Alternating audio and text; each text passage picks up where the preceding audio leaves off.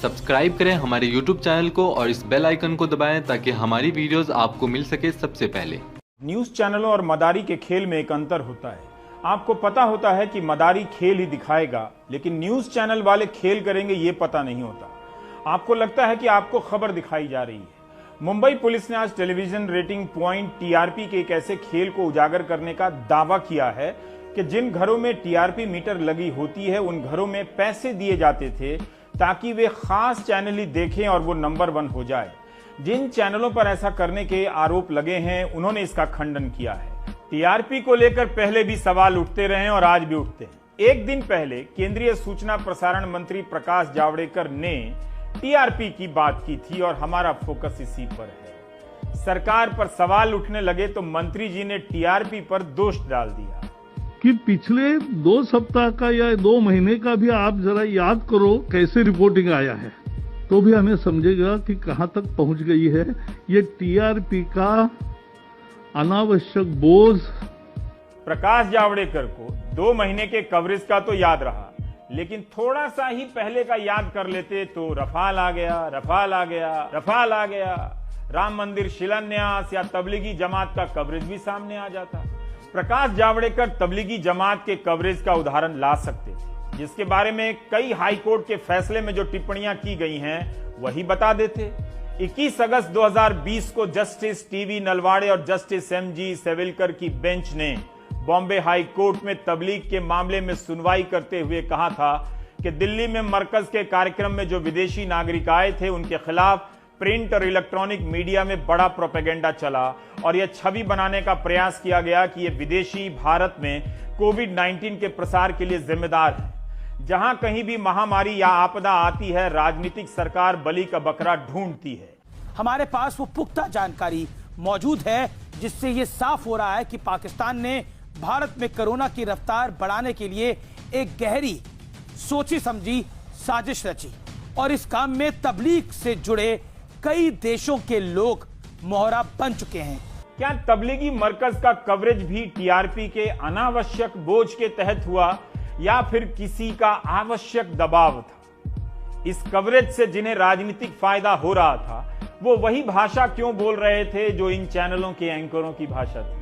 ये पूरी की पूरी जो जमात है वो न केवल षड्यंत्रकारी है अपितु निकम्मी भी है। एक तरह से कोरोना वायरस को खाद डाल के पूरे हिंदुस्तान में संक्रमण को बढ़ाने का काम किया है। आज ही यानी 8 अक्टूबर को सुप्रीम कोर्ट में तबलीगी मामले को लेकर न्यूज चैनलों के कवरेज के खिलाफ याचिका पर सुनवाई हो रही थी। क्या आप जानते हैं कि जब सुप्रीम कोर्ट ने इस मामले में केंद्र सरकार से हलफनामा दायर करने को कहा तो केंद्र सरकार ने जूनियर अधिकारी से हलफनामा दायर करवा दिया।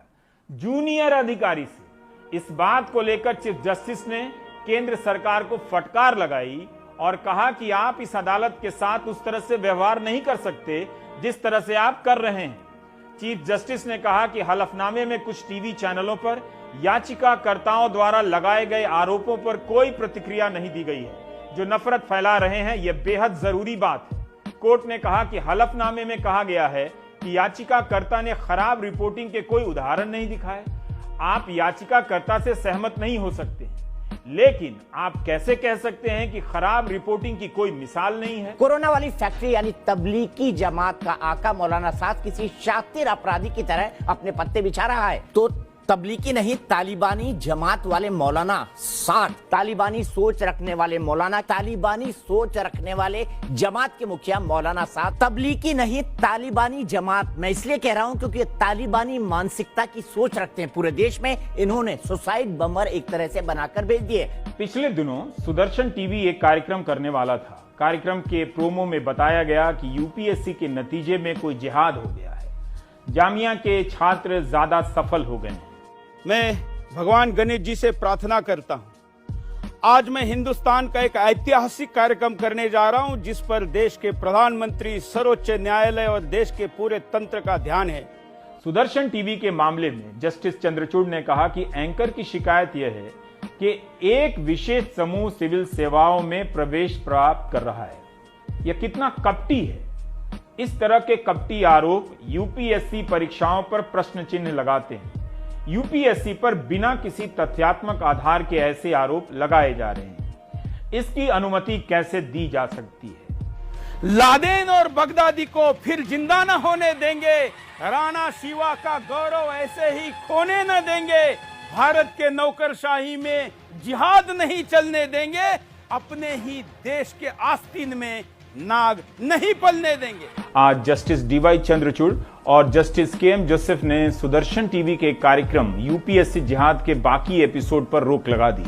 यूपीएससी जिहाद के नाम से सुदर्शन टीवी ने 9 कार्यक्रम बनाए थे, 4 का प्रसारण हो चुका था और 5 पर रोक लगा दी गई है। मुसलमान को मुसलमान मैं ना कहूं और आप कहें, आप क्या कहते हैं? ये देखिए हैदराबाद का गद्दार ये नमक हराम क्या कहता है। ये आप देखिए कि किस तरह से एक समुदाय विशेष के प्रति आपके दिमाग में जहर भरा जा रहा है और अब आपके सारे फैसले उस जहर के संदर्भ में होने लगे हैं। समाज में जो बच्चे हैं वो सांप्रदायिक होते जा रहे हैं।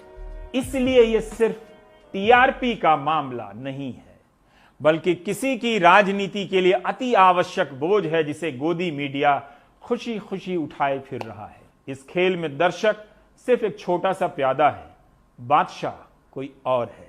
नरेंद्र मोदी, नरेंद्र मोदी, नरेंद्र मोदी, नरेंद्र मोदी, नरेंद्र मोदी, नरेंद्र मोदी। इस वीडियो के सामने आने के बाद सवाल तो बनता ही है, मोदी कहाँ है तेरा 56 इंच, कैसा है तू रेजिग्नेशन दे दे, तू हट जा।